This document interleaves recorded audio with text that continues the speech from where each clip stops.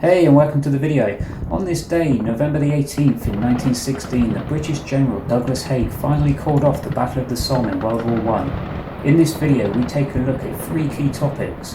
Why was the battle so important? What happened during the battle? And whether it actually achieved anything. All that in just under 4 minutes.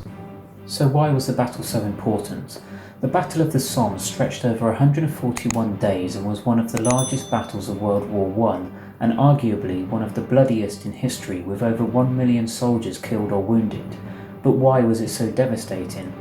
The battleground was fought next to an 18-mile stretch near the Somme River, in which the joint British and French forces sought to beat back the Germans, who at the time were giving the French a real tough time at the Battle of Verdun. And let's be clear, an 18-mile stretch of land in which over 3 million soldiers and artillery are located is not a big battleground. Just like an immovable object meets an unstoppable force, the Allied forces were not prepared to give up the fight, and the German army was not willing to give up a single inch of ground. One of the classic fighting scenarios of the First World War was that of trench warfare, in which both sides dug in and held firm, artillery bombardment, which in some cases could last hours or even days. This was followed by an assault where the attacking side would go over the top and into no man's land and charge the enemy. And what happened during the battle? Well, loads. And because I just want to give you the quick and easy to remember key facts, I've broken it down as follows.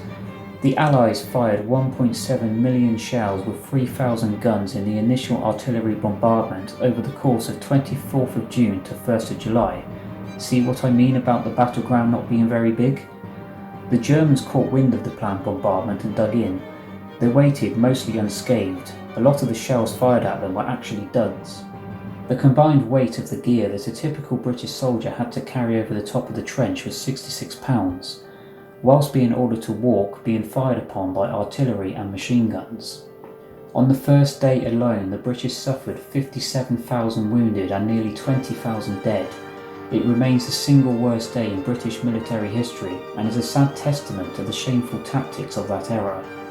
The Allies refused to give up, and subsequent attacks resulted in an advance of around 6 miles, but at a cost of around 623,000 casualties, with the Germans suffering 500,000 killed.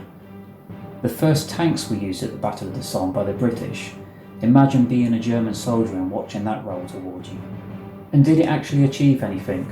Arguably no, at least in terms of territory gained. At the end of the battle, the British and French forces had advanced just 6 miles or 10 kilometres into German-occupied territory along the majority of the front. This was actually their largest territorial gain since the First Battle of the Marne in 1914. But the main objectives of the Anglo-French armies were unfulfilled, as they failed to capture the communes of Péronne and Bapaume, where the German armies maintained their positions over the winter following the conclusion of the battle on November the 18th. However, one of the objectives of the battle was to take pressure off the French army, who, as mentioned before, were facing a sustained and heavy German attack at the Battle of Verdun, and the Somme did help to achieve this. It also sustained massive casualties on the German army, with some 500,000 soldiers killed or wounded. That simply could not be replaced. In that respect, it can also be argued that the battle did achieve those objectives. What do you think? Thank you for watching. If you enjoyed, please give this video a like and subscribe for more content. Thank you and goodbye.